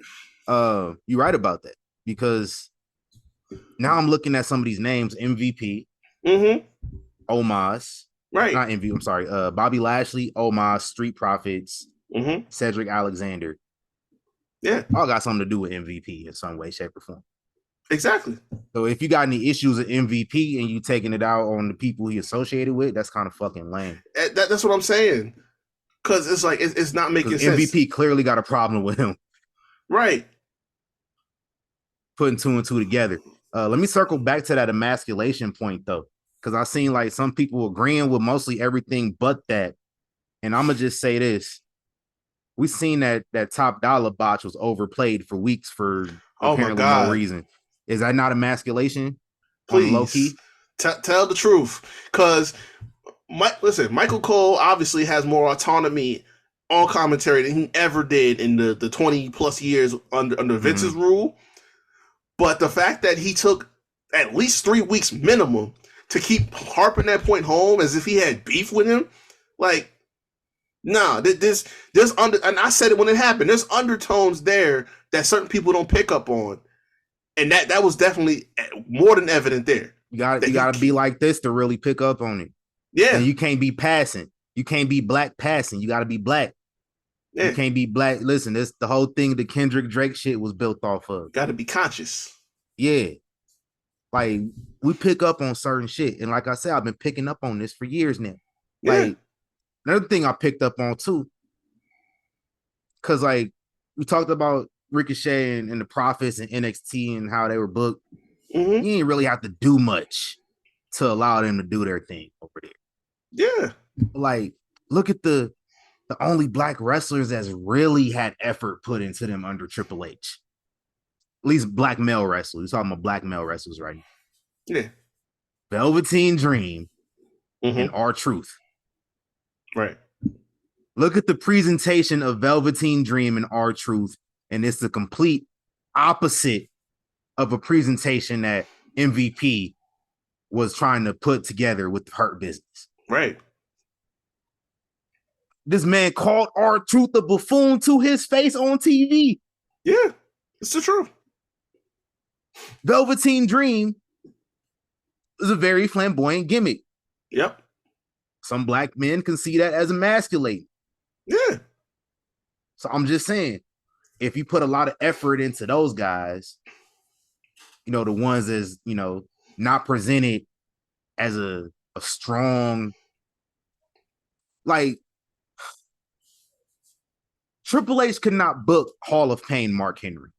Oh no, that would have fell flat on its face. Nope. Couldn't have worked. Ever. And this might be a hot take, but Triple H, you can't book a strong black man. I don't think he can. I know he can't. He's a wealthy white man that was raised in the 70s in New England. We know he can't do that. Yeah. That's not he doesn't understand it. Like if and that's really what it is. Like if you go even in NXT, right? If you go back there, Big E was his first NXT champion.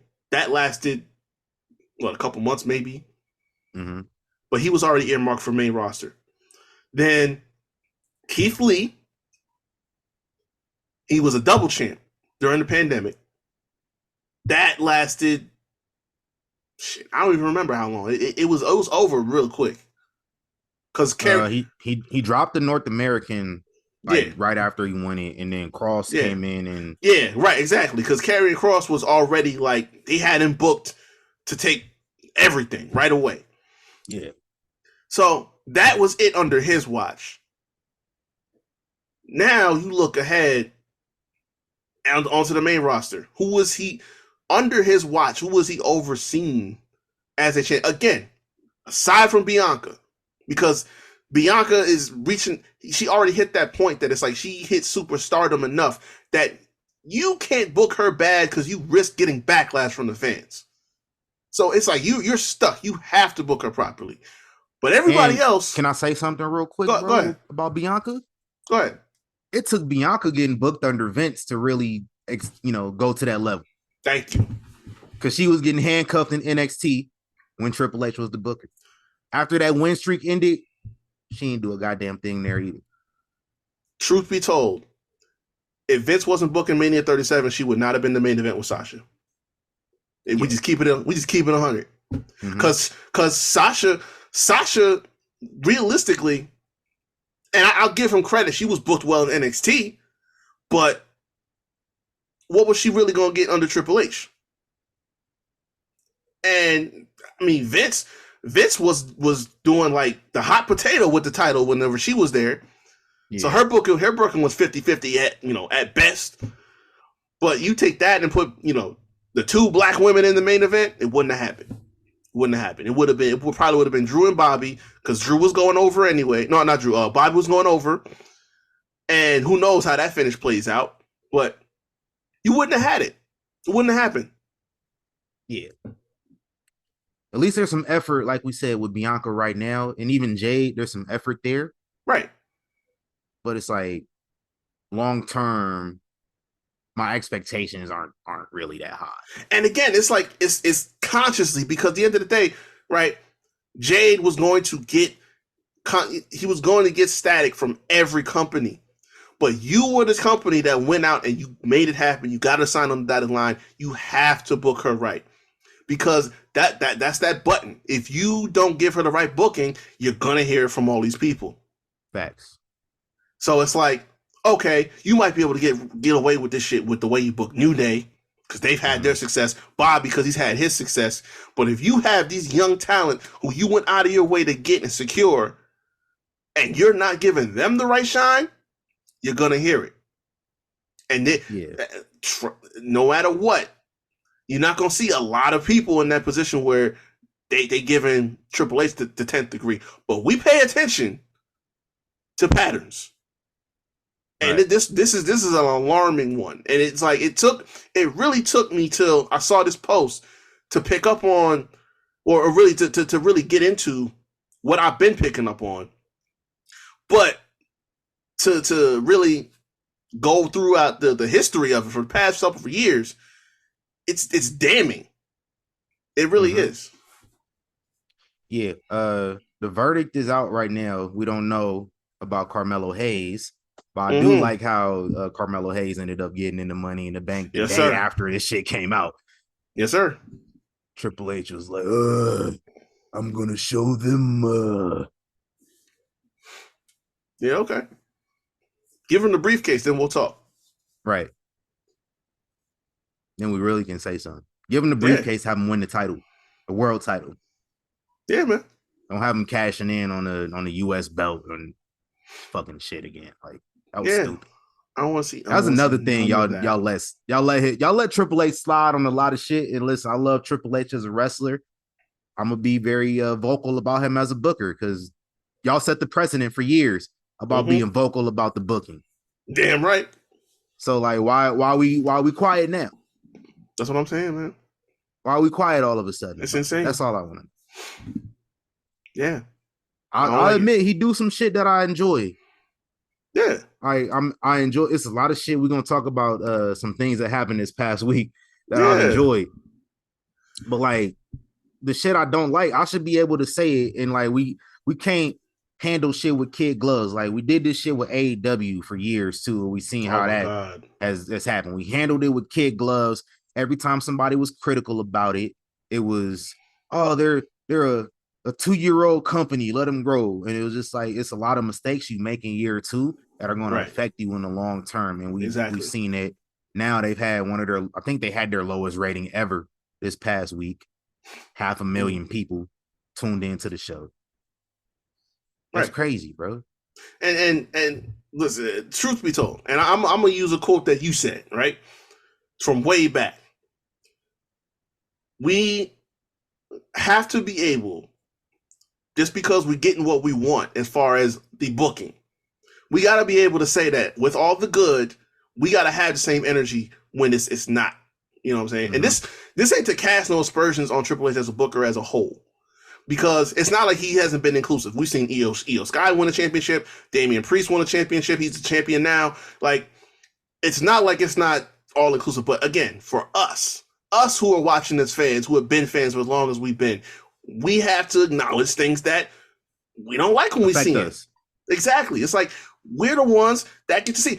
I was at Mania 5 years ago when I saw Kofi Kingston. Mania. Exactly. I saw Kofi Kingston win that championship. I'm at a point where I'm like, I don't know if I'm going to see that in this era, and that's concerning to me. Right. You know what I'm saying? Some of us got kids. They are growing up in this era. So how is it going to look if we got to see that and we're going backwards now? That's what we got to think about. He did say it himself, though. What? He said it himself. What? People like us don't get to be world champion. Hey, listen, I wasn't gonna go there, but it's like that. That's the vibe that I be getting from this shit. It makes me think back to 20 years ago when that happened, and it's like as a talent, okay, fine. You know, it's cringy, but at least you know he's not booking the show. Now he's booking the show, so it's like I'm saying, like, is that something that we have to? Now we're technically in year 2, but again, like you just said, problems in year 2 permeate and they exist and they last. We're going on to year 3 next month. Exactly. So that's something to be concerned, especially now that we've grown so deep. You know what I'm saying? The record, the partnership with TKO, the record setting numbers, the partnerships, TNA, Japan, all this other stuff. we have so much goodwill built up as a whole, but y'all can't be missing out with us. That's not okay. It's not okay. Yeah, man. That was about 25 minutes and some change. It's okay. It needed that. That was a long ass convo, bro. That's a whole show right there. Listen. We proud black men. We passionate about our shit. It needs to happen. Yeah, big facts, man. We need to do better about that. Where we at on this timing, man? We coming up on about an hour and a half, and we still ain't got through a good portion. So we can speed through what we watched this past week and close it out. Yeah. I watched One Night Stand 2006, RVD winning the WWE title. Yeah. And I get so mad. I was just like, man, his dumb ass really got arrested 3 weeks later. Stupid. Dumb. Because that was really like, RVD was one of the dudes that was so exciting to watch. So it's like for him to finally get another situation where it's like you never thought that it was going to happen for him. And then the ECW thing started and said, oh shit. We made a statement on this night. And who knows how long you could have played it off for, because they went to sci-fi with ECW. So now you got new TV to book with Rob Van Dam as your champion. Like, bro, yeah, we off to the races. This nigga want to get booked. Like, come on, bro. Come on. Yeah. I watched that and on Peacock, they fast forward to the very next year. So I watched One Night Stand 2007. Bobby Lashley defeated Vince, Durag Vince, to win the ECW title back. And then Vince was like, oh, you got drafted to Raw, huh? You can't have that belt anymore. Some petty shit. Right. What else happened on that show, man? Nothing really much happened. Yeah, the Hardys versus the world's greatest tag team, the ladder match for the tag titles. That went crazy. That was my match of the night, honestly. Yeah, that was crazy. And then Edge and Batista in a cage match. Yep. That went crazy. Mm-hmm. Mark Henry Kane in the lumberjack match. That was mid. Oh my God. That was big mid. That's the most skippable thing that I have on there. Nah, the pudding matches, I skipped the fuck out of that. Oh, yeah. No, I damn sure forgot about. See, I'll try to erase that from my memory completely because my God, why? I skip a lot of whenever I watch old shit, I notice I skip a lot of Diva segments nowadays. Yeah. Listen, because it's just like compared to what I watch now with women, I don't want to see that shit, respectfully. Look, everything that we just went off on about with Triple H and black wrestlers, double that for Vince and women's wrestlers. Yeah. Especially just that copy and paste it. Because that's all it was. Until somebody showed this man how much money was in women's wrestling, he did not give a fuck. Exactly. That's crazy. Yeah, that was me. What you watched this past week? Any wrestling? Like I got all the way caught up. Two things. I got caught up on this Who Killed WCW doc. And my God, the accountability passing on this series, man, is crazy. A lot of finger pointing, a lot of throwing on under the bus on this. Oh show. My goodness, man! Like because it's nothing. Russo, right? You're not getting anything new that you haven't already heard. But it's just like, damn. Oh, well, Bischoff said, this executive and that executive, and is Russo like, I told him to let Eric do the booking if you want to make him the booker. All the wrestlers like, this guy had ego, that guy had ego, and like, this dude was an idiot. He sucked. He wasn't fit for this. We just passing the buck left and right, man. Like, it was terrible. I think niggas told Goldberg what. I think the producers interviewed everybody else and then interviewed Goldberg after that. Nah, they definitely did. They had to have told this nigga what everybody else was saying, because I ain't never heard Goldberg this loose talking about nothing before. Yeah. Like, this dude, first of all, Vince Russo says, I was better than 80% of the characters on the show. Mm-hmm.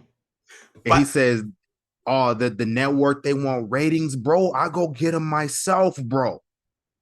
And look, he said that. I'm not gonna hold you. By that point, I don't care how right he was. It was just hilarious for him to say out of his mouth on camera, like, he said 80%. Which kind of low key was not a lie. That's what I'm saying. By that point in time, I can't say he was wrong.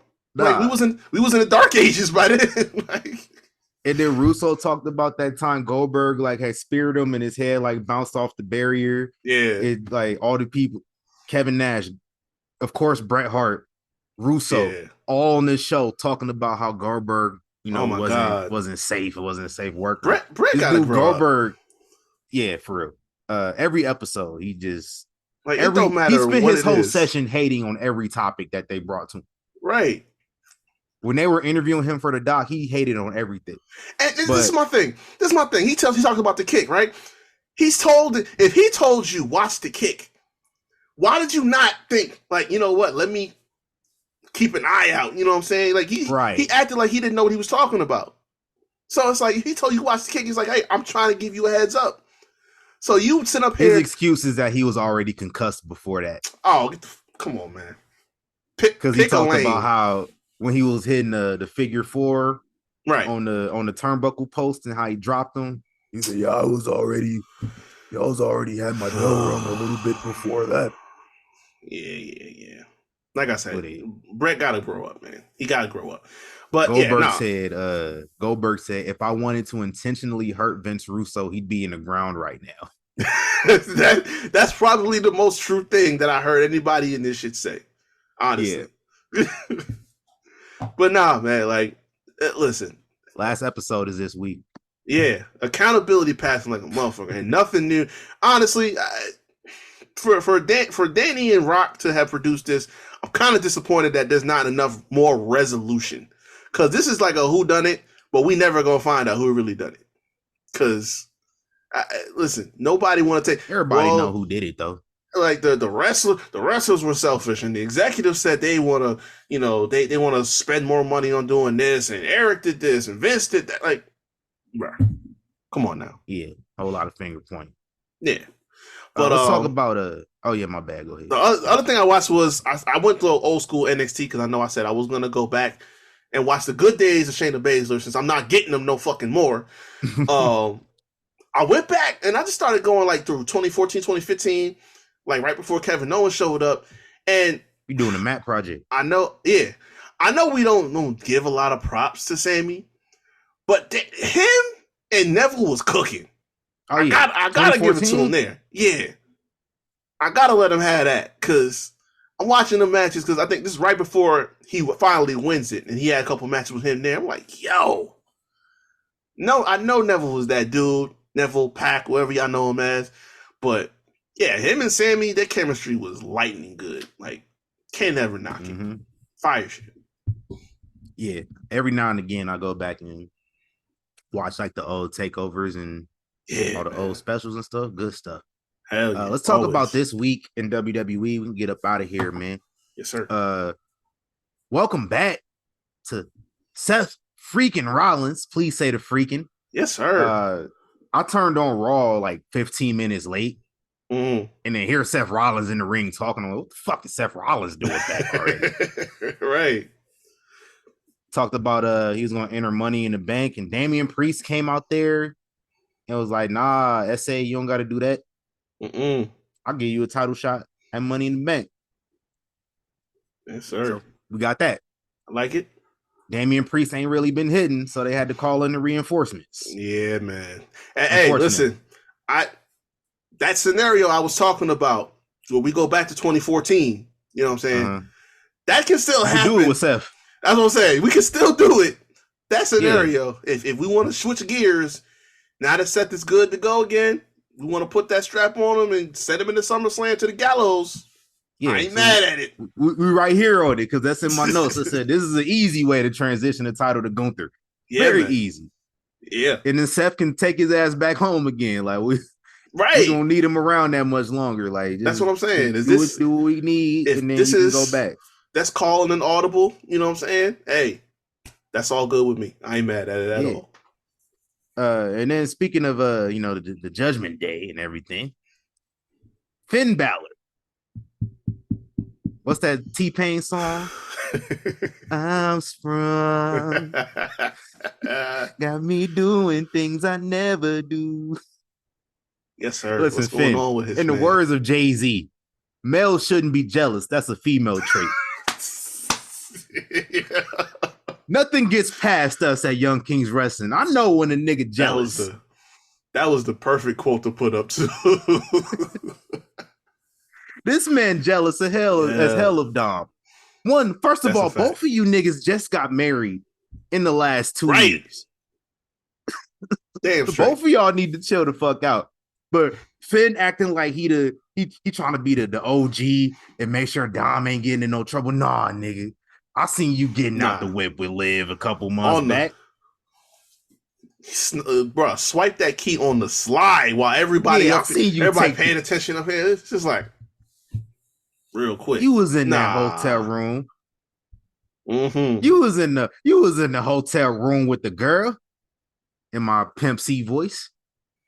You know, how they be doing the memes when the dudes be like on the uncomfortable position on the couch on the phone. He like, yo, so what Dom got that I don't got though? Is what I want. That's what he doing. You remember on the wood? You let that nigga Terry bone. Yeah, right. This dude, like I said, he act like he try to OG. He gonna catch Dom and Liv Doobie Ashtray Morgan just over on the side. He gonna act like he was trying to help. Like, nah, what are you doing? Finn, I see right through you, Finn. Oh yeah. I seen something funny. They said Finn seen Liv and Dom. He said, nah, he ain't having this straight shit on his watch during Pride Month. Oh, that's wild. They cut that straight shit out. That's wild as hell. What else happened this week, man? Let's get I'm diverting. Sorry. Took too much talking about the nigga shit earlier. Yeah. And now we scrambling to wrap up. Mm-hmm. Drew McIntyre came out there, had to talk about what happened at Clash at the Castle. He couldn't say nothing. He just quit right on the spot. Mm-hmm. Adam Pearce is out there like, what are you doing? Triple H had to come on, was like, what are you doing? He was like, man, fuck all this. I quit. Yeah. It's crazy. Because a nigga just talked too much. Right. And that's the thing. I seen this rapper got killed late last night because he told his ops where he was going to be at. On his birthday. Killed a nigga at his birthday party. Man, that's cold. That's diabolical. Cold. CM Punk did the same shit last week. Told niggas where he was going to be in his hood. Mm-hmm. And Drew was like, bet. Yeah. Drew was like, I'm going to quit. That way I can pull up and I have a reason to be there. Drew McIntyre quit. CM Punk told niggas where he was going to be at. And Drew McIntyre had to pop out and show niggas. That's crazy. And that's what happened. And it's wild because that diverted everything I was going to say here. Because I'm sitting up there thinking like, okay, that makes sense. They're trying to book this for SummerSlam. They want to make it hot for that. So you give him some time. He got to go be with his wife anyway. She just had surgery. Punk still got, I know what he said, but he probably still got a week or so to get cleared. You know what I'm saying? So we're going to space the time out. This nigga said, nah, fuck what you talking about. I'm getting this nigga ass. I'm whooping this nigga ass in 4 days and counting in his hood. Like, okay. Say less. Hey. He got his ass cooked. He got cooked. Hey, you didn't go down like that, huh? He got cooked. Yeah. Okay. And because he got cooked, niggas was expecting some, they had the security on lock, so they had to get that shit popping. Nick Aldis didn't hire enough security, by the way. No, nigga hired Craig and Day. Hey, Nick, that's strike one. I'm trying. Listen. We would put you in a whole separate category from Pierce because you handle your business. But you said beefed up security after the shit that happened on Monday.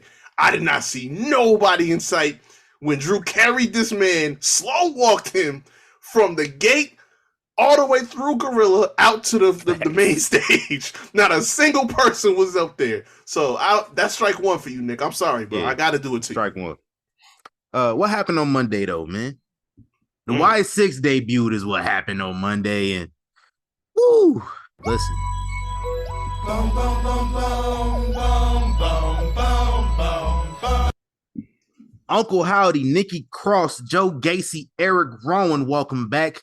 And Dexter Loomis, we find out what happened to that boy. Mm-hmm. All made their debut as a collective and went and got some Whataburger right afterwards. Right. Yo, delivering blunt force trauma and all kinds of manslaughter and then going to eat right after is nasty work. Real crazy nasty massacre. They say the Wyatt Sick6, but I just named all 5 people. Mm-hmm. Where the 6 nigga at, man? That's what I want to know. I know who. Who was the last person you saw walk through Gorilla before the massacre? Braun Strowman. Oh, okay. Hey, listen, I'm fine with that because it might be amusing to some people, but this whatever they're doing with Braun now, it ain't doing it for me. It ain't. It's great value Braun Strowman from 2017. Right, like it's just it ain't doing it for me at all. Like him being an LWO ally, and you know you got Pat up here calling him the big old SOB. Like it's not amusing to me. So yeah, if they want to go that route, please do. Yeah, shout out to that massacre though. Chad Gable. He got his ass cooked. He got cooked. Hey, you didn't go down like that, huh? He got cooked. Clear blunt force trauma to the head, but apparently he's cleared to compete in his qualifying match on Monday. Hey, listen, we don't got time, but medical team might get a peasant next week. If Chad go out tomorrow night and wrestle after that, because my man Dome Piece was leaking clearly. Like y'all clear him and he wrestle tomorrow night. Hey, I'm gonna be back here, and I'm gonna have something for y'all. Adam Pearce did say his Twitter got hacked during the week, so you know his Twitter might have been hacked when he tweeted out that Chad Gable was cleared. You never know. But you said the medical team don't got time to get a peasant. Somebody got time to get a peasant though. I'm packing the air, this gas or what?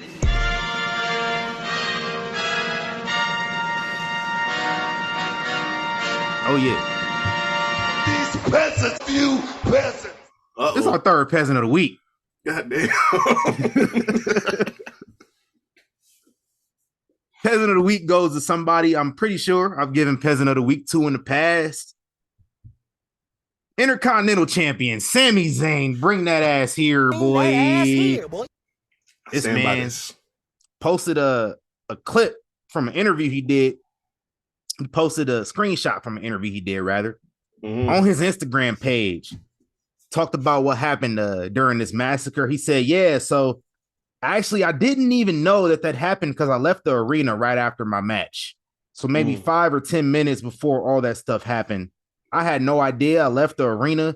I didn't look at the results of what happened or anything.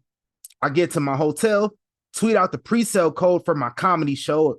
Excuse me. And all the replies are from fans who are like, your coworkers have been killed. Why are you tweeting about a comedy show? To y'all who don't see the video, TC definitely just broke character because he was trying not to laugh at Sami Zayn doing comedy. My bad. I wasn't laughing. I was not laughing. I wasn't laughing at that's what I'm saying. I legit had a little situation going on. I had to cough. I had to cough in the middle of me talking. That's all that was. I wasn't really laughing at him doing stand-up comedy. He's probably a funny guy. I don't know. I doubt it, but we'll see. We'll see. Yeah. I mean, a lot of wrestlers do. Mark Henry do stand-up comedy now, too. Hey, but I like how he said he left right after the match. I thought Jay was your boy. Jay was in the main event. Right. He wasn't going to support your big oos. Yeah. I'm just saying, it's mighty convenient how this dude be in everybody's business any other time.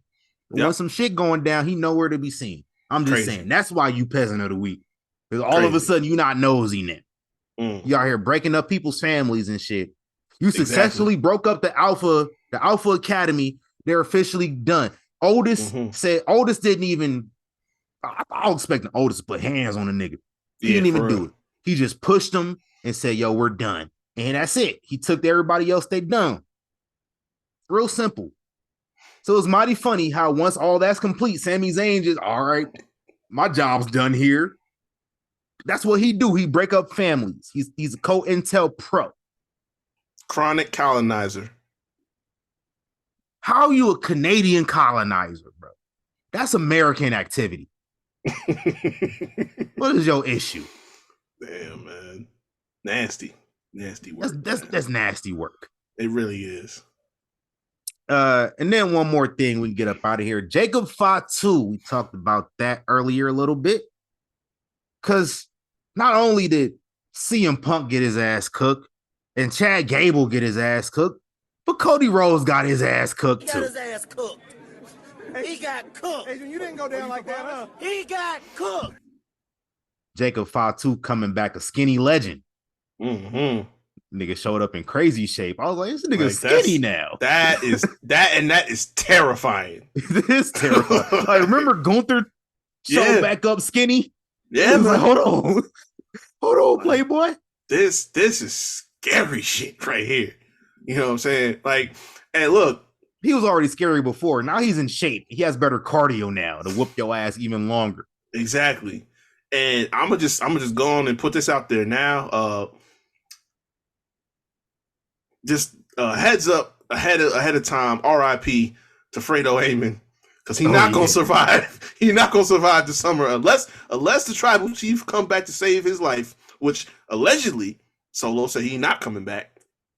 But if he don't come back soon, we gonna be playing that for the crossroads for Paul Heyman. Because he out here begging CM Punk to take him with him and shit. Yeah, man. Yeah, it's looking real bad for Fredo, but I see a lot of people crying about Solo, talking about, oh, he's getting overshadowed, and that's the point. That's the point for him to get overshadowed. Come on now. Because what Funk Flax, what's the nigga name? Funk Flax? Funk Master Flex? Funk Master Flex said, Solo Sikoa is not qualified to give rules on the fucking game. Thank you. I don't think you have the facilities for that, big man. He don't got the facilities. He's not real. He's all right, but he's not real. Another Jay-Z reference. Exactly. And listen, low-key, Solo probably not even the one that's pulling the strings for real, if you smell what I'm cooking. That's what I'm trying to tell y'all, man. If you smell what I'm cooking. That's what I'm trying to tell you. Run that back one more time if you didn't get it. There's a higher power out here. It was me, Austin. But not him. But not him, no. Yeah. So we looking like Cody and Solo at SummerSlam, maybe. Might be Money in the Bank. Low key. One of them. How we feeling? It's one of them. Like it's.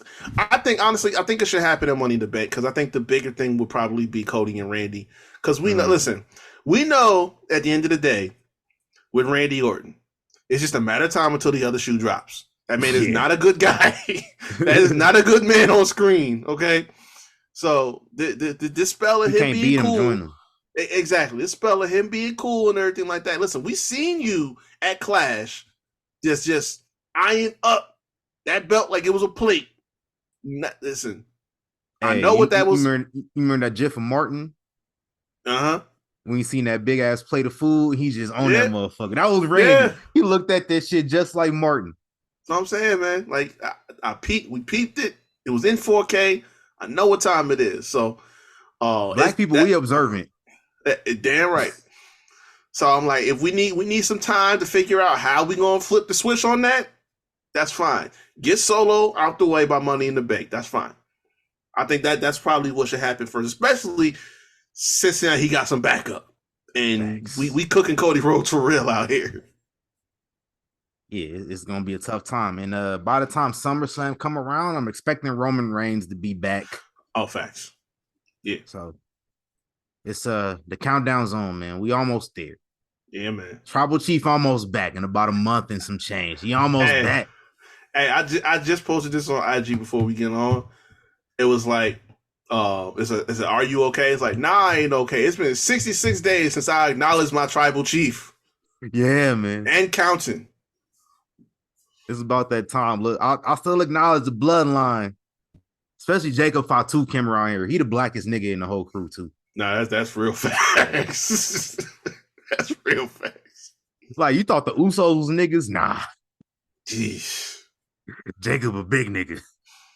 So, yo, somebody said I'm waiting for Jacob to start talking about dog walking niggas in WWE. Oh God. Like, you know that's coming. He said, Cody Roll, I dog walk your bitch ass. Yeah, but scary hours. It's getting real scary around here for niggas. Mm-hmm. It's getting real scary. Yes, indeed. That's been the show, man. Let's plug our socials and get up out of here. We went very much overtime. Hey, we had to have fun today. We did. But yeah, y'all can find me everywhere. Instagram, Twitter, @ReHavoc24. Also, go check out the Havoc Hour, where I talk sports entertainment on all streaming platforms where you find Young Kings Wrestling, Google X, Spotify, Anchor, and video versions up on YouTube. All the content is out now. And I am the Thespian TC Fontaine. Follow your boy on Instagram @tc.fontaine. Go ahead and check out my photography, FOY.flicks. I got some good shots at Top Rank. Had an event this past week at it apparently is pronounced Fountain Blue, but it's spelled Fontaine Blue. So that's what I call it. At the Fontaine Blue, brand new hotel. It just opened back in December. It's nice in there, bro. It's clean. Smells good in that motherfucker. Yeah. Fountain Blue. Fuck. Fountain Blue always got some nice spots. You know what I'm saying? It is fucking huge, bro. I got lost in that bitch the first day. I went there 2 days for this whole thing. Yeah, it's fine. And I got lost in that motherfucker the first day. And then like the second day, I went like I entered in another area and like almost got lost again, but like I actually walked up right where I needed to be, so which was cool. Second day was cool. That's crazy. It's a big ass fucking resort. I'm surprised Vegas ain't had a Fountain Blue either. Yeah, and this one is the reason why they haven't had one. This one took like 10 years to get done. Just open. It's been a minute. So shout out to them, man. I have to check it out when we get out there next year. For sure. I'm gonna tell you what we're not gonna do is eating that motherfucker. Oh hell no! Seen a sushi spot in that bitch was $30 for 5 rolls, bro. Hey yo, yes, bro. Oh what? I was telling you before. I ran into Malik at this motherfucker. So like me and Malik are just walking through here, bro. And I was telling Malik like, bro, I ate all day. I'm kind of hungry. I'm about to go get some food. Walked up on this sushi restaurant. I was like, yeah, I'll wait. $6 a roll is diabolical. Y'all should be ashamed. It was $33 to be exact. Oh, before tax. With tax. Oh, y'all smoking rocks. Yeah, man. 5-star resorts do that to you. Oh, because like the Resorts World, I won't eat there neither. Oh yeah, nah. that's a they big opened no-no. up 2 5-star resorts in the last couple years, and like, listen, we ain't eating in none of them motherfuckers. I'm so used to these places having a McDonald's and a Chipotle in there or something like. Right.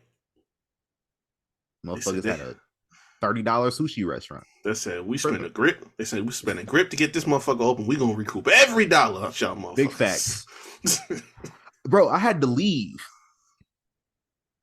Early, so I wouldn't have to pay $20 for parking because they gave a 4-hour parking limit. Damn, yo. Like I left during the main event. I left after like round 3. Right. Just so I wouldn't have to pay for parking. Hey, Future said it, man. It's an evil world we live in. Hey. He wasn't talking about this, but in general. Right. Yeah, those are my adventures, man. I got some good pics though, so I'll have them up on my website some point this week. Got like 4,000 photos to get through because damn. Oh yeah, I get trigger happy when I'm shooting sports. Hey, that's how you're supposed to be though. Yeah, I don't want to miss nothing. Right. So shout out to them. Appreciate Top Rank for always hooking me up, man. Somebody out here hooking me up.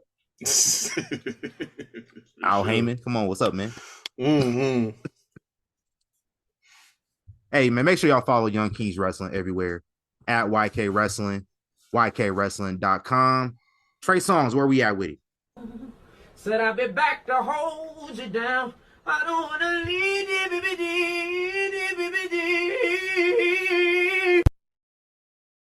But we got to go right now. And we're going to be back next week with another one. Young Kings Wrestling Podcast, TC Fontaine, Wreak Havoc. We out of here. Gone.